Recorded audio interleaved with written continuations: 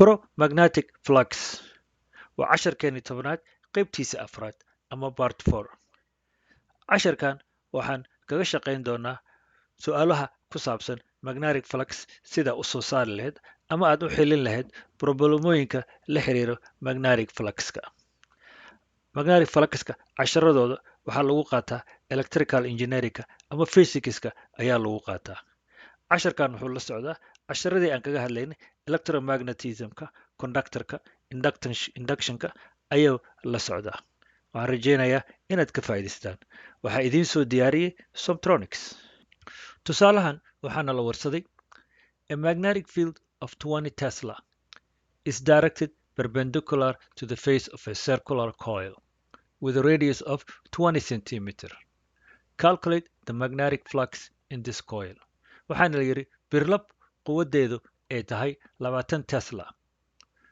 Teslana waa quwadda lagu cabiro magnetic fieldka. Ayaa lagu toosiyey wejiga fiilada duubka ah. Marka wejiga ayaa lagu toosiyey. Fiiladaasna waxay leedahay radius ah 20 centimeter. Marka waxaana la warsaday birlabta ku dhacday fiiladaas duubka birlabta ku dhacday magnetic fluxka raadi ayaana la yiri. Laymanka ka tagayo magnetka oo magnetic fieldka waxay parallel la noqonayaan normal lineka. Waxay also perpendicular la noqonayaan circle-ka ama coil-ki sida u jeedaan. Marka angle-ka ka dhaxeeyo magnetic field-ka iyo normal line-ka waxa uu noqonayaa parallel. Markay parallel noqdaan laba line waa 0 degrees ayay noqonayaan.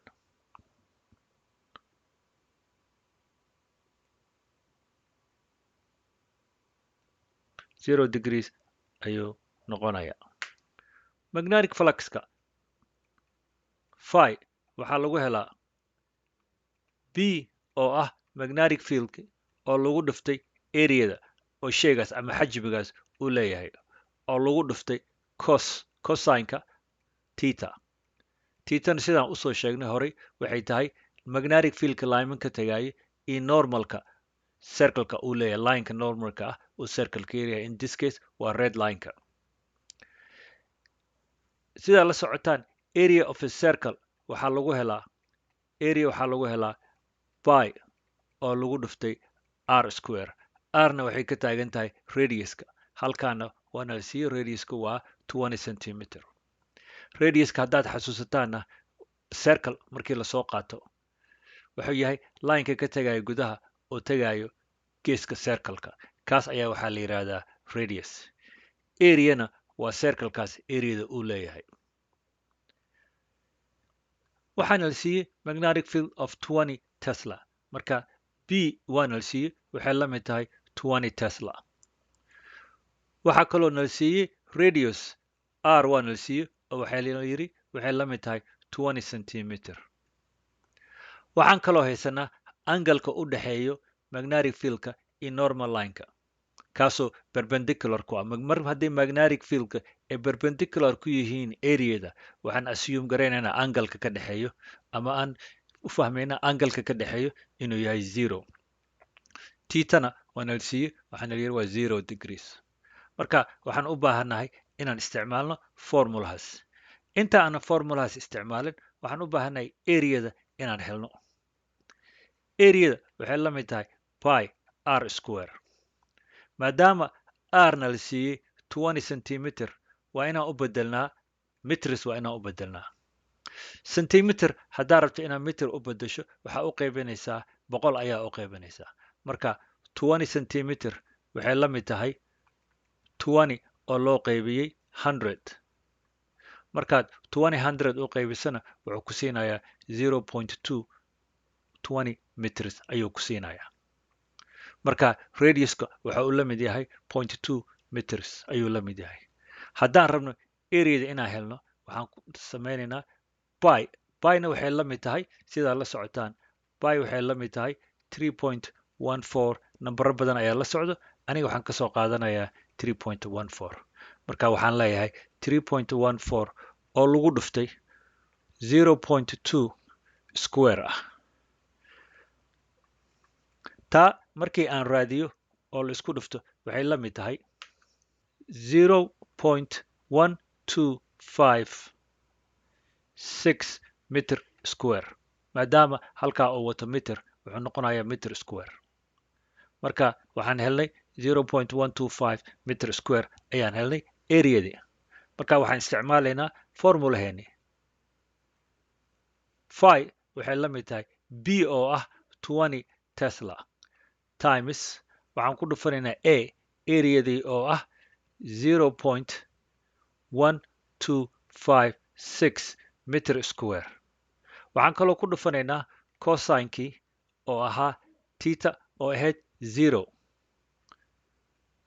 degrees sida aad la socotaan cosine 0 waxa uu la mid yahay 1 ayuu la mid yahay marka phi waxay la mid tahay 20 tesla oo lagu dhuftay 0.1256 meter square oo lagu dhuftay 1 kana waxa uu ka yimi cosineka ayuu ka yimi phi waxay la mid noqonaysaa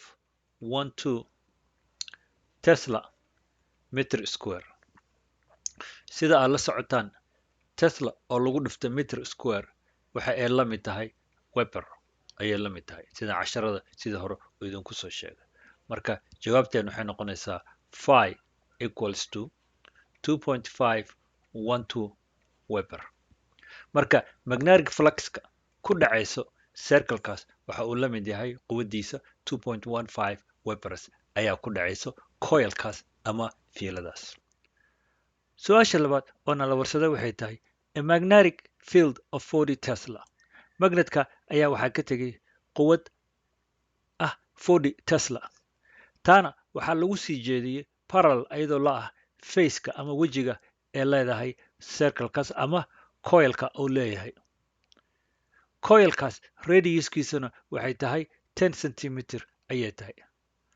su-aasha nala warsada waxay tahay magnetic fluxka ku dhacayo coilkaas muxuu yahay ayaa nala warsaday sidaa u jeedaan magnetic fieldka ka tegaya lymanka ka tegaya parallel ayay leeyihiin faceka ee leedahay coilka faceka coilka sidaa u jeedaan linekaas ayaa normal la ah marka magnetic fieldka completely way misgaraynayaan kuma dhacayaan coilkaas sida kale u jeedaanna waxay tahay limeska waxay la sameynayaan perpendicular waxay leeyihiin normal lineka ayay leeyihiin sida aad u jeedaan limanka waxay la sameynayaan perpendicular ayay leeyihiin normal lineka kana waa normal lineka oo ka imaanayo areada su-aashana warsada waxay tahay magnetic fieldka ku dhacayo circlekaas ku dhacaya muxuu yahay ama areadaas uu leeyahay coilkaas ama duubkaas sidaa la socotaan areada of a coil ama circle wuxuu yahay by r square waxaa nala siiyey magnetic fieldka waa nala siiyey waxaa kaloo nala siiyey radiuska waa nala siiyey angalka ay kaga dhacaysana waa naloo sheegay waa perpendicular way taa marka waxay noqonaysaa 90 degrees magnetic fluxka sida horey aan usoo sheegnay waxaa lagu helaa formula ayuu leeyahay formulahaas waxay tahay phi waxay la mid tahay b oo ah magnetic fieldkii oo lagu dhuftay areada oo lagu dhuftay cosineka tita cosine titana waa angalka ka dhexeeyo magnetic fieldka iyo normal lineka oo leeyahay areada marka ugu horeyso si aan u helnay areada waxaan u baahannahay radiuska inaan u bedelno meter marka hore aan qoranno waxaana la siiyey b waxaana la siiyey 40 tesla ayaana la siiyey waxaa kaloo na la siiyey r oo ah 10 centimeters waxaa kaloo na la siiyey tita angalka ka dhexeeya magnetic fieldka iyo normal lineka kana wuxuu noqday 90 degrees first of all waxaan bedelaynaa radiuska r equals to 10 centimeters marka taa waa inaan u bedelnaa meter sida hore usoo sheegay centimeterka meterka waxaa loo qaybiyaa meterka centimeterka waxaa loo qaybiyaa 100 si aa ku hesho meterska marka 10 centimeters waxay la mid tahay 10 oo loo qaybiyey 100 ka marka waxa uuna siinayaa 0.1 meters 0.1 meters ayuuna siinaya ama 0.10 zeroda inta badan lama akhriyo marka waxaan u baahannahay areada inaan helno areada waxay la mid tahay by sidaa la socotaan waxay la mid tahay 3.14 times r square marka waxaan gelinaynaa 0.10 meter square ayaan gelinaynaa taa waxayna siinaysaa markaan isku dhudhufano waxayna siinaysaa 3.14 times 0.01 meter square ka markaan isku dhufana waxaan helaynaa